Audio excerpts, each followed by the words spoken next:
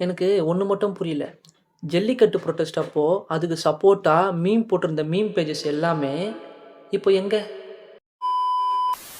எல்லாருமே இப்போ ஒரு மூவிக்காக காசு வாங்கிட்டு ப்ரொமோஷன் மீம்ஸ் போட்டுட்டு இருக்காங்க. அவங்களுக்கு இப்போ அங்க டெல்லியில நீட்ட எதிர்த்து ரத்தம் சிந்தி ஊருக்கு போராடினுருக்காங்க. அது முக்கியம் கிடையாது. அவங்களுக்கு இப்போ இதுதான் முக்கியம். அங்க புரொட்டஸ்ட்ல ரத்தம் சிந்தி உயிருக்கு போராடினுருக்காங்க. அந்த விஷயம் கூட பெருசா போல. நீங்க படத்த திருவிழா மாரி கொண்டாடுறதும், படத்த பார்த்துட்டு வந்து ஆனந்த கண்ணீர் சிந்துறதும் தான் பெருசா போய் ஒரு ஸ்டேட்டஸ் ஒண்ணு பார்த்தேன். அது என்னன்னா, ஃபுட்பால், கிரிக்கெட் பார்க்கும்போது வராத நாட்டு அக்கறை, ரசிகர்கள் ஒரு படத்த கொண்டாடும்போது மட்டும் எங்கேருந்து வந்தது?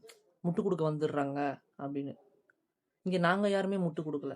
நடக்கிற போராட்டத்துக்கு என்ன சொல்லணும்? என்ன நடவடிக்கை எடுக்கணும்னு தெரியாம, நீங்க தான் இந்த மாரி முட்டு குடுத்துன்னு இருக்கீங்க. FIFA வேர்ல்டு கப் ஜூலை 11 ஆரம்பிச்சு முடிஞ்சிருச்சு. ஆனா இந்த புரொட்டஸ்ட் ஜூலை 6ஆம் தேதி ஆரம்பிச்சது. எல்லாம் ஒரு முடிவுக்கு வரும்னு எதிர்பார்த்தாங்க. ஆனா அது நாளுக்கு நாளுக்கு தொடரவோ, கடந்த 20ஆம் தேதி போலீசார் அவங்க மேல தடியடி நடவடிக்கை எடுத்து அரெஸ்ட் பண்ணாங்க. அதுக்கப்புறம் தான் இந்த இஷ்யூ பெருசாகி வைரல் ஆக ஆரம்பிச்சது. அதனால ஹரியானா மற்றும் பஞ்சாபை சார்ந்த நிகாங் சிங் அவங்க உள்ள இறங்குனாங்க. அவங்க எதுக்கு வந்தாங்கன்னா, நியாயத்துக்காக போராடுறவங்க மேல நீங்க எப்படி கை வைக்கலாம்? இவங்களுக்காக துணைக்கு நாங்க நிக்கிறோம். நீங்க முடிஞ்சா கை வைங்க. அப்படின்னு அவங்க இப்ப துணைக்கு நிக்கிறாங்க. அதனால இப்ப எந்த போலீஸாலயும் அவங்க மேல கை வைக்க முடியல. அதனால எல்லாரும் நீட் எதிர்த்து போராடுவோம். இது வெறும் நமக்கான போராட்டம் கிடையாது. நம்ம சந்ததியினரும் நல்லா இருக்கணும்காக தான் நம்ம போராடுறோம். நீங்க நினைச்சு பாருங்க. நீட்ன்ற ஒரு எக்ஸாம்னால எவ்வளோ உயிர் பறி போயிருக்குது. எவ்வளோ கனவுகள் சீரழிக்கப்பட்டிருக்கு.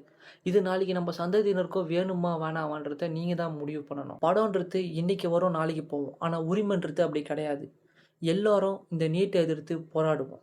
மீண்டு வருவோம், மீண்டும் வருவோம். நன்றி.